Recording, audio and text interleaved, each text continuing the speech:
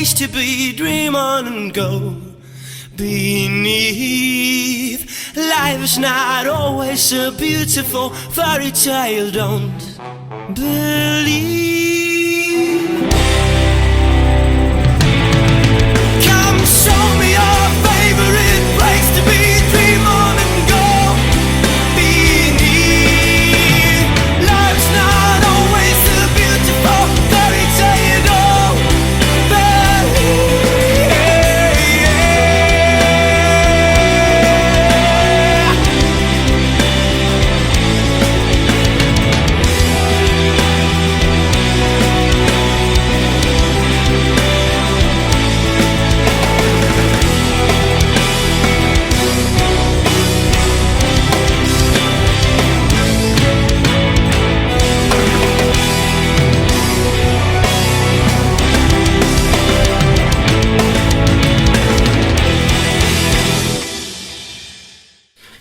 Christmas to you, which means nothing if this is in the far distant future. This is December 25th, 2015, I think, yes. So we got a little bit of a problem here because we're dealing with the TC pedal from the tone print series, which means we got to cover how to tone print shit over with your cell phone, how to use the editor on the computer, which is very important for this pedal because you can do a lot of stuff, and it's compression. And we guitar players don't understand compression. It's the truth, it's complicated, and I'm trying to explain it. And this is even more complicated because it's freaking multiband compression. Well, that sounds cool. Dude, I got a multiband compressor. Yeah, I'm gonna multiband the shit out of that. What does that mean? Do we care? Well, we should, because if you want to use the editor, you have to know a little bit about it. So we're gonna look into that. Then obviously, if I use the Hartung embrace with the humbuckers, you're going to say, no, the humbucker is single chords, and we have to use single chords. Obviously, the bass players love this shit. It's great for bass. Paul Krommelbein, a good friend, bass master, played this thing, says like, whoa, this is sadly really good. And he's got a really good compressor on his board. So you'll probably get one. So we have to use it with bass and my limited bass skills. A lot of stuff to cover. Before we do that, what's up with the shirt? Well, that's one of my Christmas presents. I got 3 shirts like this, and I have to wear them now. And I don't even like V-necks. Well, lover boy. Well, it's kind of a, running gag between my girlfriend and I because, the girlfriend and me, one of those. Because it's, the neck is the V. It's from, Modern Family. Dylan came up with this idea and has these shirts, and it's really stupid. So yeah, Leslie went out and made me 3 t-shirts with the V for lover boy. Because when I call her on her phone, it literally, this is no shit, I'm not saying, hey, I got like, it says, it doesn't say Henning, it says lover boy. How cute is that? Come on, you gotta love that girl. So you're gonna see several of these shirts in my videos now because, hey, Christmas present, you gotta use it. Lover boy. Anyway, so, compression, what does it do? Well, imagine you're playing really, really, really loud, and everything's fine, and you've got spikes and attack and all this, and then you're playing really, really quiet, and no one can hear your shit. Well, compression does this. You say, as soon as I get above a certain level, playing, nothing happens, no compression, and now I get really loud, the compressor will not linearly give out the volume anymore. It'll reduce it, saying for every 2 dB that you get louder, I actually only give 1 dB. That is 2-to-1 compression. Or 8-to-1. For every 8 dB that I get louder, above that threshold, which here is called sustain, which makes more sense in some way. So as soon as I get above that threshold, every 8 dBs that I get louder, it will actually only come out 1 dB louder. So I'm reducing my high volumes. Why? Well, so that I can raise the whole thing up in level. The loud ones aren't going to be super loud anymore. They're not going to kill your amp, kill your audience.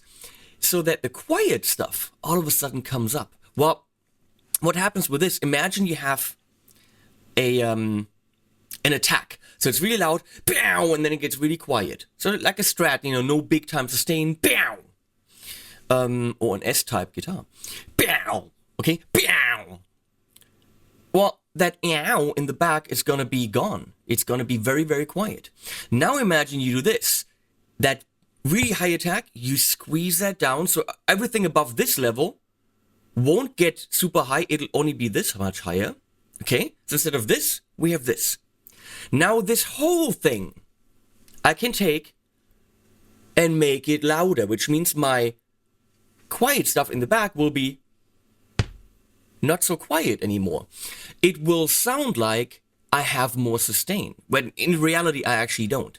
All I did is I make the quiet stuff louder, the loud stuff quieter, and therefore it'll sound as if my note rings longer because I can hear it longer because the quiet stuff actually, stays audible longer. So yes, compression can be used to get more sustain. It can be used to tame peaks. That's all nice and good. But what about multiband? Well, imagine you have a guitar that has a lot of bassy, or a bass, that has a lot of bassy frequencies. A lot of whoa. So that will be very loud. That'll be a big part of your signal volume. Now you're hitting it, and all that bass is going to result in compression. But that also means if everything gets squeezed down, that all your high end, all your nice brightness in the signal will be compressed the same way. So all the bass will get quieter, but also all the high end will get quieter, which means your complete signal gets reduced in volume, and then everything gets raised. But if you had multiband compression, let's say 2 bands, let's reduce it to 2, the low frequencies and the high frequencies. The low frequencies get compressed more than the high frequencies, which means your attack will be preserved, all the high end, all the nice brightness in your attack will still be there, while the low end actually gets quieter. That will, of course, result in a sound like an EQ, because obviously you're changing the relative frequencies. The bass will be quieter, high end will come up. So multiband compression kind of works like an EQ because you're treating different frequencies differently, which is pretty much just like an EQ. So you can say, okay, I want the low end to be very compressed, but boosted. I want the high end to be kind of the way it is, not compressed at all, which means you have a nice attack, bow, but then as the note progresses, your high end trails off because it's not compressed, your low end is compressed and has more sustain. So that will result in your sound being very bright when you attack it, but then as it sustains, be round and bassy without any high end. That's a possibility. So you can change the frequencies over time, if you wanted to, with multiband compression. Now the Hypergravity by TC Electronic does 3-band multi-compression. So you get the mid, the high end, and the low end. And you can change the crossover frequencies, which means the frequency between the high and the mid, where is that? Where does the high end begin? Where does the mid range begin? Where does the low? So you can change those 3 bands where they are, and you can change the threshold. Where does it start to compress? You can change how much louder am I making it when it's compressing. That is the makeup gain. You can see compression is a bitch. Now, the settings on this are pretty damn cool. You have a vintage setting at the bottom, which simply means that's a normal compress everything the same way compression, which works rather nicely. You have a Spectra comp, is that the way it's called? Spectra, yes, which simply means that is multiband in a preset setting for the hypergravity. And then you have the tone print, which means anything's possible. Anything you want to program, anything they want to program, beam it over with your phone. And that's compression for you. Bye-bye. No, not bye-bye. Okay, we're going to start with vintage. We're going to start with a Strat. No, not a Strat, an S-type guitar. I'm sorry, I'm not bitching at Fender because, you know, I'm friends with them again. They kind of apologize for being, you know, dickish. But I'm still not allowed to call this in, you know. Tim Pierce does. Tim Pierce calls his Tuttle's Telecaster and a Stratocaster. I don't think Fender calls him and says, hey, Tim, don't be an ass about it. Oh, my chair went up. Lover boy. Okay, so we're going to go, I like in-between position. Let's do in-between. That's a beautiful sound. I'm going into the hypergravity, right into the Mesa Boogie Mark 525, which is going down its stairs in the basement in a 112 Fender cap. Fender! Mic with the Sennheiser E609. That's what we're using for now. And here's another thing about compression. You want to compress the living shit out of your metal sounds? Metal! Don't do it. Because it's kind of pointless. I just spiked when I did metal! Because I have a big-ass mic hanging here. Big-ass mic. Where was I? I need some coffee, I'm sorry. Distortion adds compression. It's very easily seeable, noticeable, when you play something and you see your wave being recorded, you see a clean sound being all spiky and jumping around in levels, whereas an overdriven or distorted sound is pretty much just like one block all the time. And that one block simply means that the levels are being compressed. It doesn't get a lot louder, it doesn't get a lot quieter. So, have you noticed that when you're recording overdriven or distorted sounds? The block.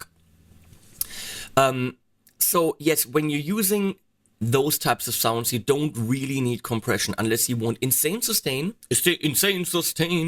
from a pedal that doesn't, that is more open and doesn't compress so much. For example, the what's it called? The AC booster? No, the BB preamp, I think, from Exotic. It compresses quite a bit, and then there's this is why it's round and the notes stay for a long time. But then there's pedals like, I know the Blue Rain from Joyo. Really nice overdrive, but it's very difficult to play because the notes don't stay. It doesn't compress, which is something that, it's good that you have this option. Now, if you want those notes to stay, use a compressor. But in general, distorted overdriven sounds don't need it as much, which is why we won't use them so much in this demo. Which is going to be long. Have I said that?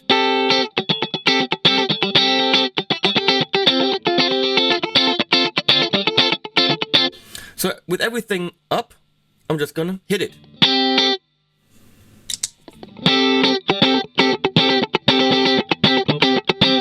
You notice it being more pillowy, more round, because the bass comes up.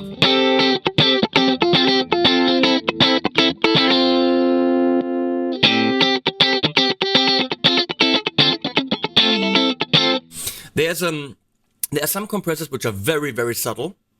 Lots of discussion about the Joyo Scorpio comp. What's it called? The class? Something. Dynamic compressor, whatever. Super subtle. I've just had one here from Dark Glass. Super Symmetry or something, what it's called.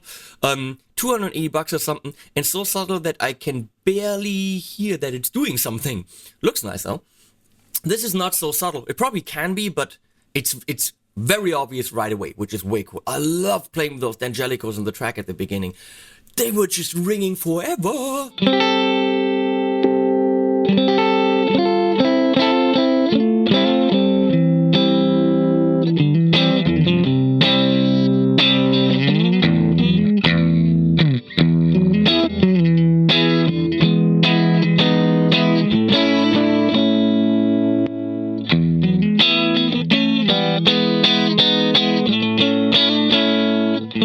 I just tuned this with the TC Polytune clip.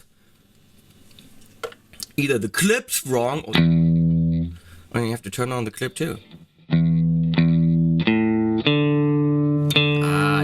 Well, I can just do that.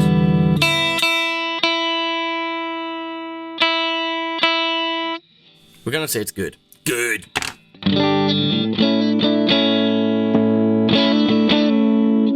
So what do we have here? Sustain, level, attack, and blend. Blend's pretty cool because it means parallel compression. I'm gonna try to match the level first. So now the levels are roughly the same, and you can hear that the levels are the same, but you can actually hear the compression. I think Leslie just came home because the dogs are leaving me. She's the favorite.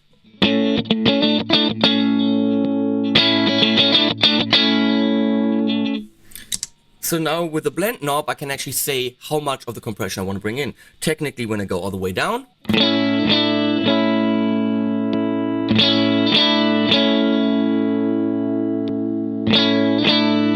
I should have almost no compression. And now you only hear the compressed signal.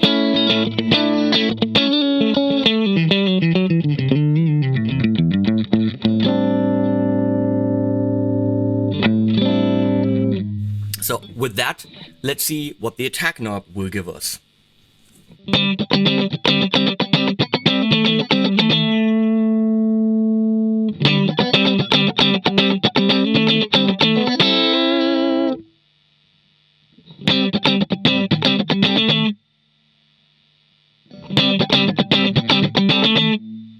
It'll give us more attack. Who would have thought? Who would have thought? I love it when Americans sometimes write, who would have thought? Would have. Who would have thought?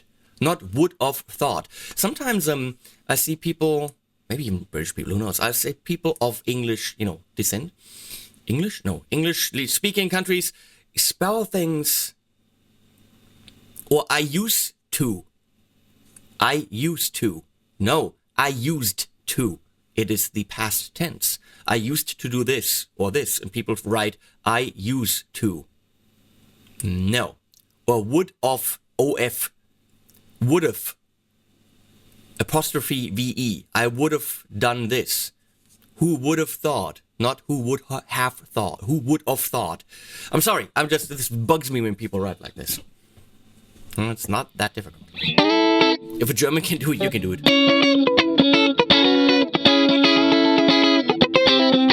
I'm sorry if I just insulted you, but hey, deal with it. You did it wrong. We have more attack. So, sustain. If I turn this down, which means my threshold is higher, so it'll compress later. Probably where I have it set now, not at all. Now everything is squished. You can see it's coming up, the level's coming up automatically, which means a lot of compression and probably some auto gain, auto makeup.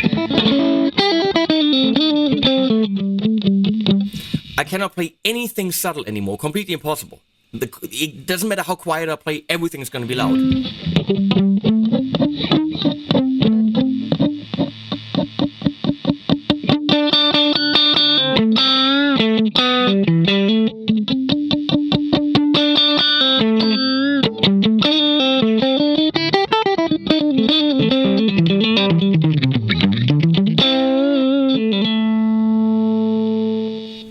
And the level is makeup.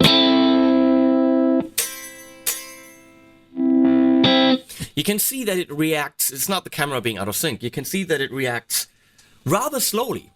It's a digital pedal, there's some processing involved in it, so it doesn't react one-to-one to your movements. There's a latency.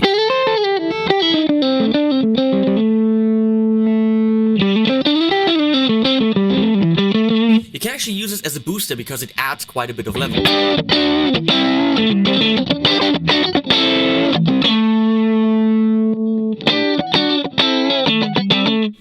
And off. Yeah, it's possibly the pedal that you want on a lot. So now we go to the interesting thing, which is the spectra.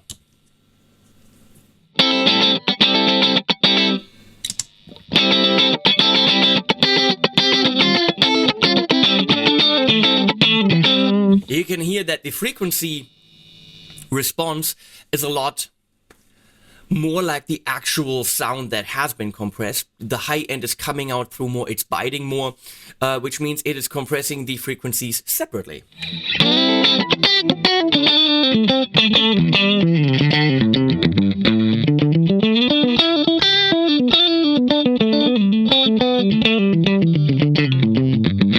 Now the question is, where do you compress your signal? I would have this as the first in the chain, probably after the wah. Now, if you want to compress a specific overdrive that needs compression after it's done its job, you might want that behind it. If this is something you want to do and you want to use it like this or whatever, I recommend the Boss ES8 because it can actually put it at different points in the chain. So depending on your sound, you can use it there or there, which is kind of cool.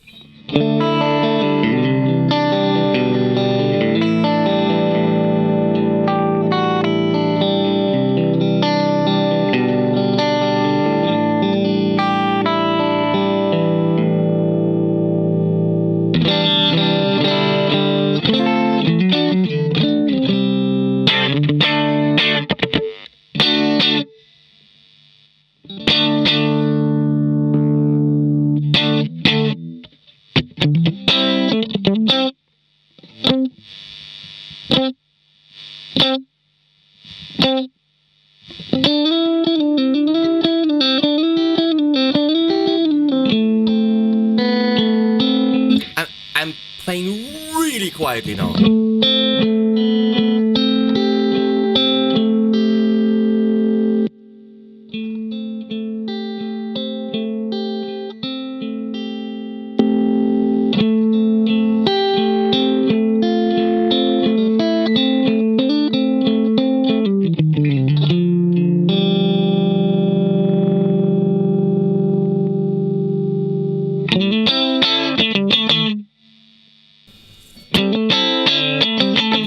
like more attack. More attack's good.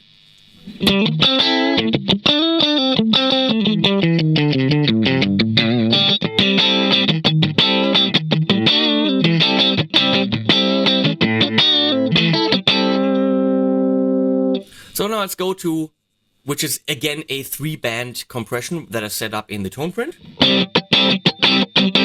But it sounds very different.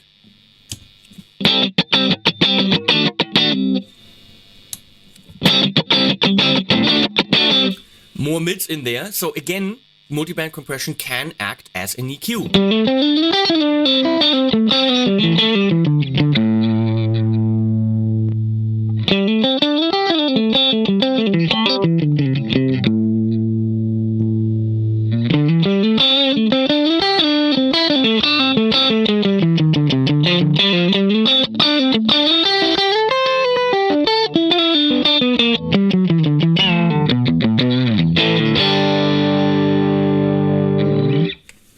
Let's do that with the crunch channel on the Mesa.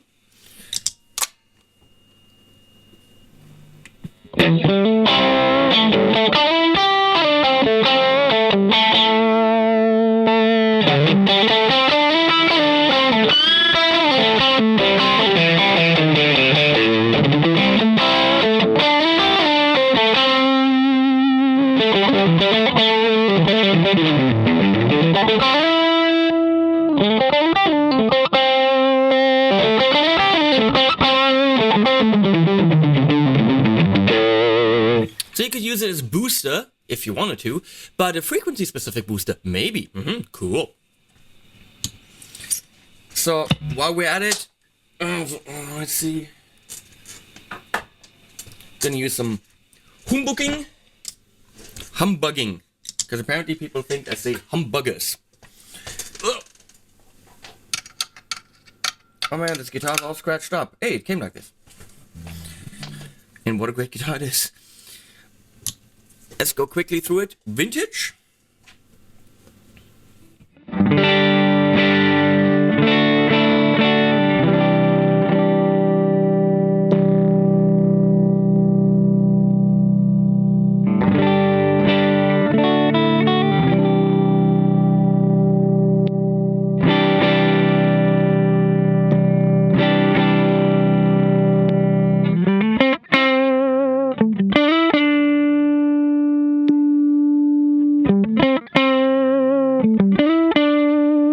To me, that classic kind of compression now robs the guitar of some of the nice, spanky high end.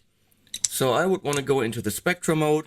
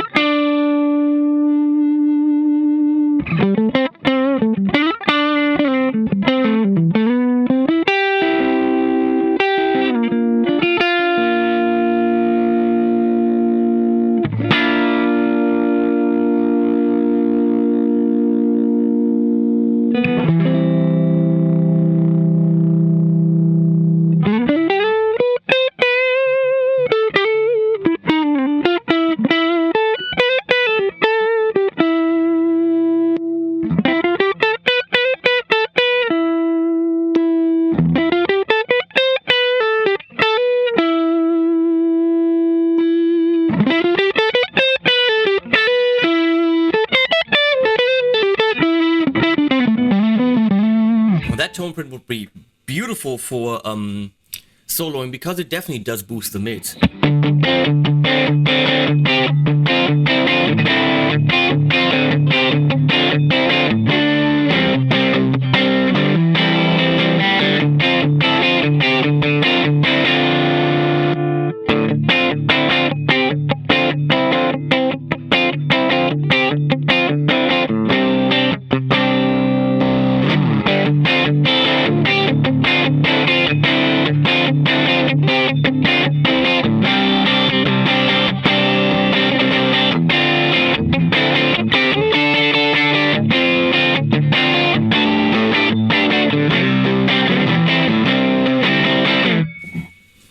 As you can see, I'm having some fun here.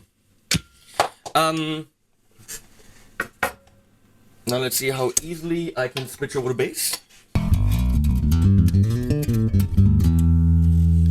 We get some level. I'm going into the Apollo DI, by the way. I mean, I'm going into the Apollo in the front.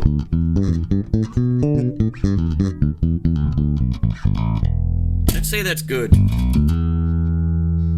A little bit more.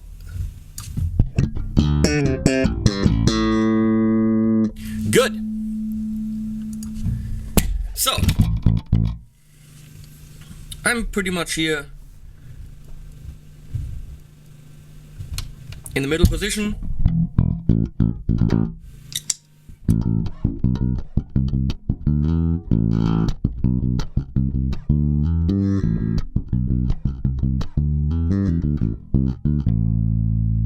And vintage.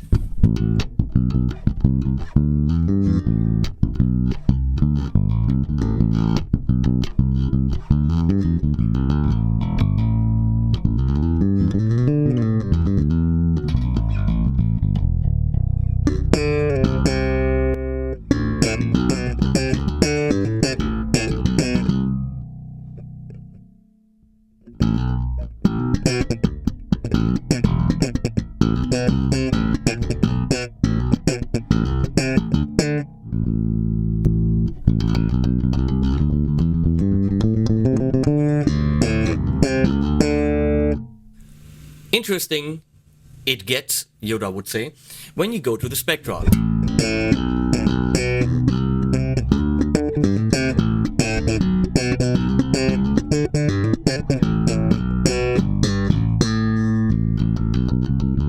So all of a sudden that sparkly high end is still there.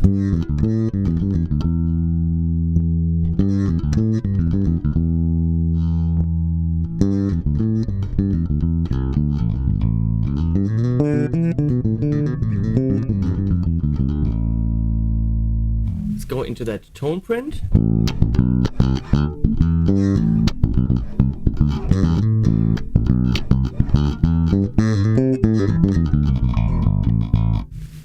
Holy shit.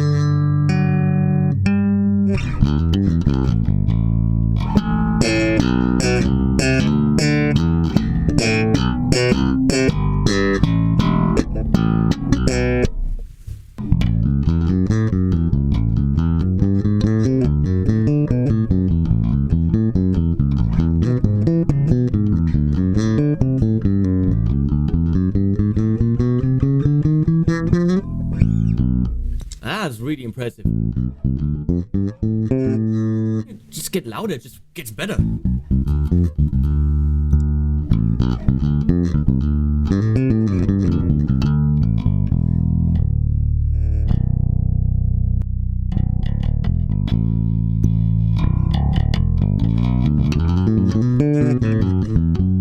It gets louder. Let's see if we can beam something with the phone to the thing.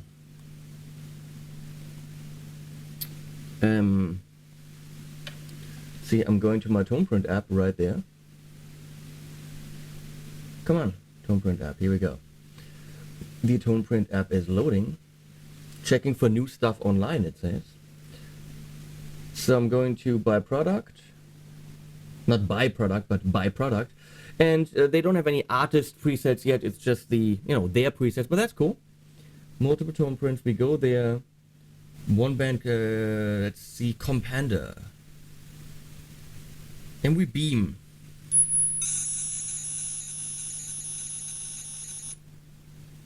That didn't work.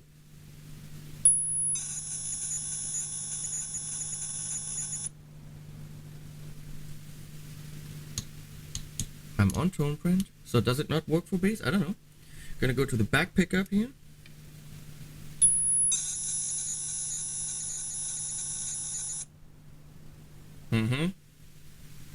Front pickup. Ah, you gotta actually have the volume up. That helps. I'm an idiot. And there we are. It helps if you have the volume up.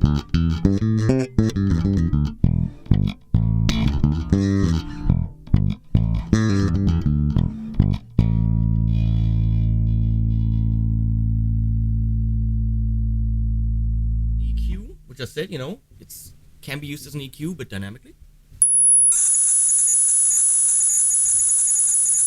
Green blinky light means you hit it.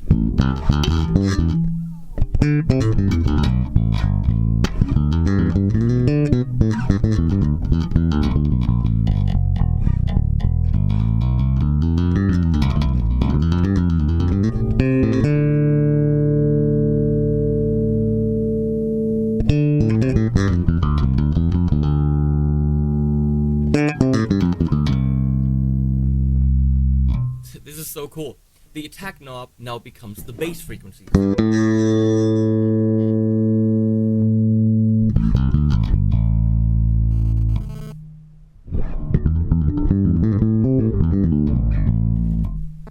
Blend becomes mids, as far as I can tell.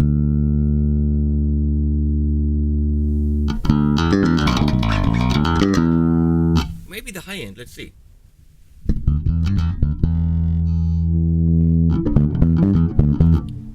Yes, the level becomes, I think, the mids. So bass, mid, high end, all of a sudden you got an EQ with a built-in compressor. So we're compressing the living crap out of it. No bass, no high end.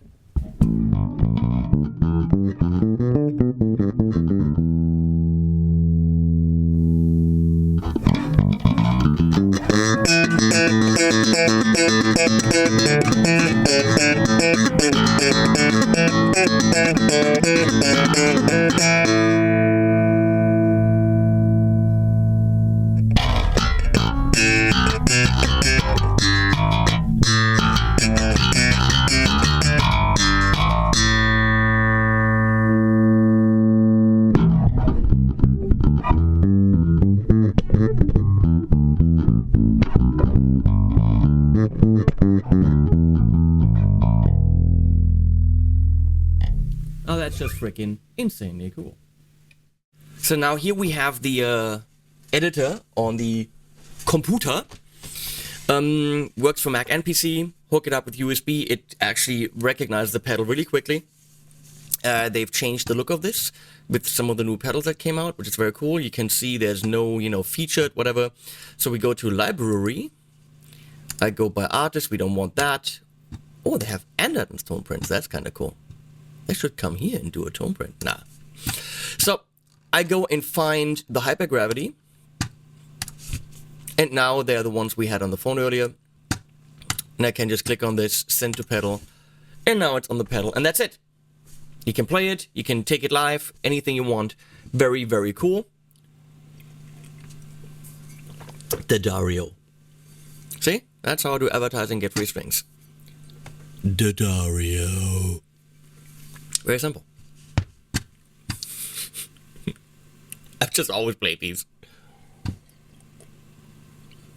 And the NYXL, even though shitty expensive, are good strings, if you ask me. The important thing is the editor. So let's look at this. How does this work? Obviously, the editor looks different for every pedal. And of course, we're going to look at it for every pedal, damn it. Crossover for the low frequencies, crossover for the high frequencies, which means anything under 250 is going to be processed. Then from 250 to 1600 is the mids. From 1600 above is the high end. Now, what, for example, if you wanted to control those, let's just assume that you wanted to control those crossover frequencies live or on your pedal without going into the editor. That is possible. Okay? And we're gonna try to do this with the attack knob. Okay? I don't want this to be an attack knob anymore. I don't care. So I'm gonna set this to compressor crossover low. Now, as you can see, if I turn this, I have the full frequency spectrum until 1600, because that's of course my top level, because that's where the high frequencies start, available. So what I can do, I of course want to have this in a certain range. So let's see, what's my lowest now? My lowest is 160. That's probably okay. 100. Okay. So I pretty much want to control how much my mid-range, how wide it can be, whatever. So I can go from 100 to 1,000. Nah, that's probably a little bit too much.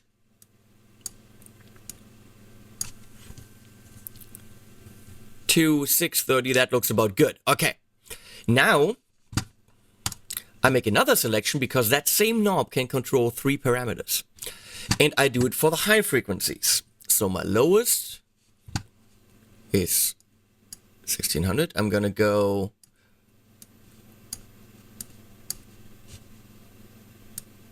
1600 is the highest, okay. I'm also, of course, doing the wrong knob here. So we're at 400 now. Maybe I wanted to start at a little bit higher than that. Does it show me where I'm? Ah, down there it shows me. That is kind of cool. And then maybe yeah, okay. I want to be on this knob. Okay. So now with the attack knob, check this shit out. I can say that my mids are between 100 and 800. And as I increase it, that's 16,000. Of course, we don't want that. I'm an idiot. Sorry. 4,000. Yeah, that looks better. I want my mid-range to be... Yeah, okay. Come on. Come on, knob.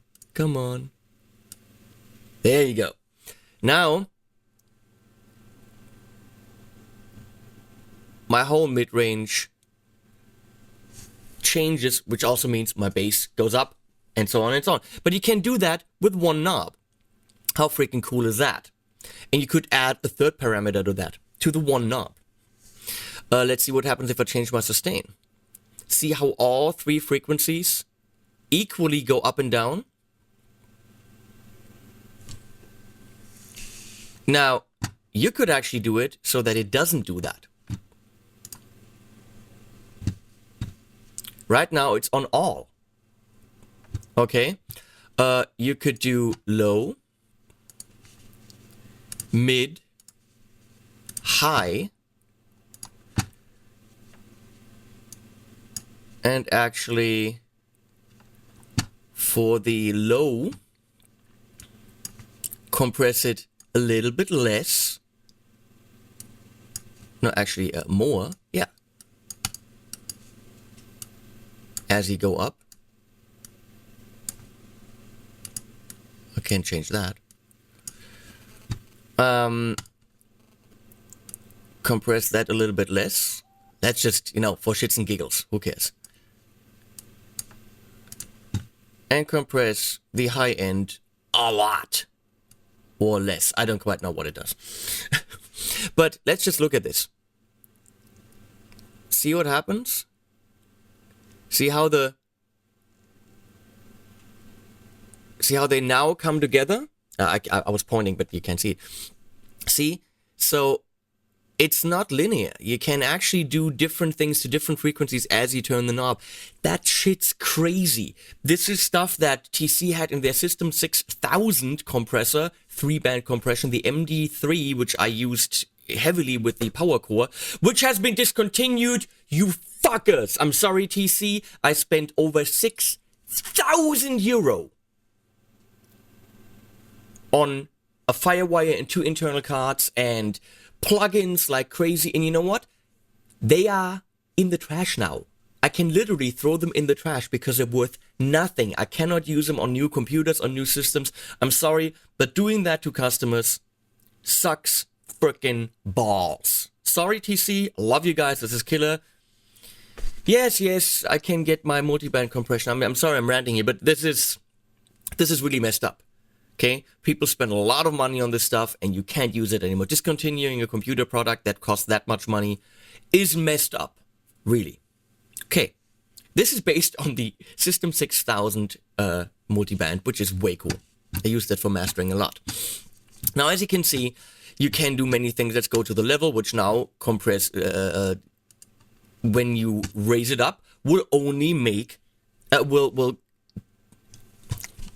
will raise and lower the level for all frequencies. Okay?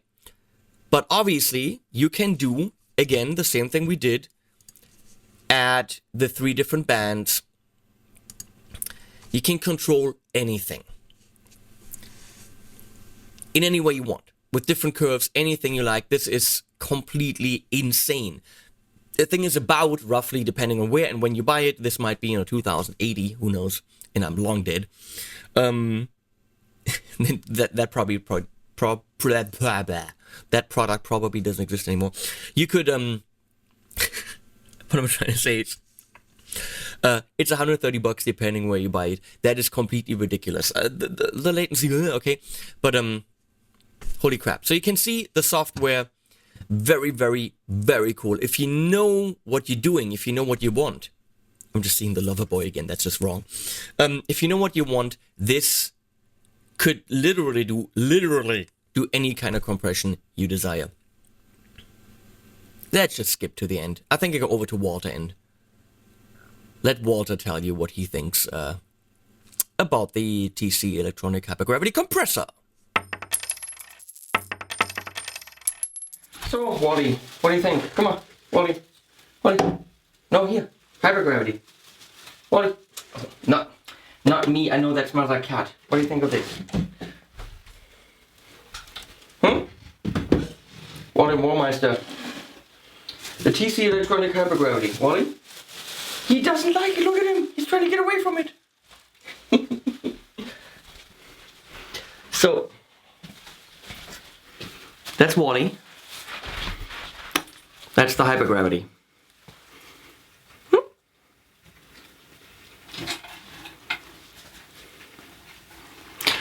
Well, bottom line, come here, Roddy. So, it's around $130, depending on when and where you buy it. It can be a vintage compressor. It can be a multi-band compressor in a pedal with super flexible controls if you know how to program them, or if you just, use the ones that they programmed. The fact that it has some latency, let's call it that, or that it reacts slowly when you, turn the knobbies. No. Oh, he's tired. That's kind of, it makes it feel less analog, which is, what? It's not. It's not an analog pedal. Excuse me, wait a second. I'm gonna stash the ferret. Lover boy. Gonna put the ferret in here. No, careful, Wally. Careful. Okay, there you go. So, where was I? It makes it feel less analog because it's not analog. It's a steel. It has all the compression you ever wanted, and definitely the multiband makes it very unique. Personally, I'm a fan of the diamond compressor, which is like the yellow thing, which kind of has been cloned by Moore in the yellow comp, which I really like because it adds a lot of high end, which you can totally do with this, with your own tone print. Oh, he's sleepy. So you could totally get that sound. I also really like the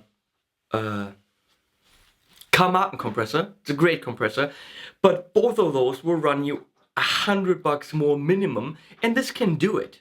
So if you don't really care whether it's, analog, digital, whatever, this is absolutely killer for the price.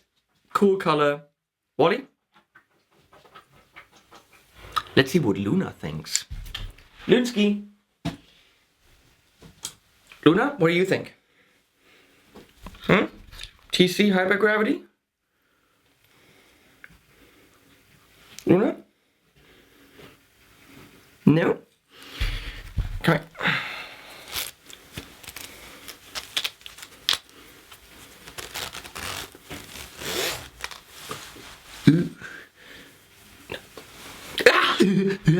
Okay, highly recommended, killer for the price. You'd be hard pressed to find a compressor that does what this does for that price or at any price. Still mad at TC for discontinuing the power core, but hey, that's a personal issue I have with them. I'm gonna feed these guys this water, this Luna. Right? Right? Yeah. Okay, see you guys.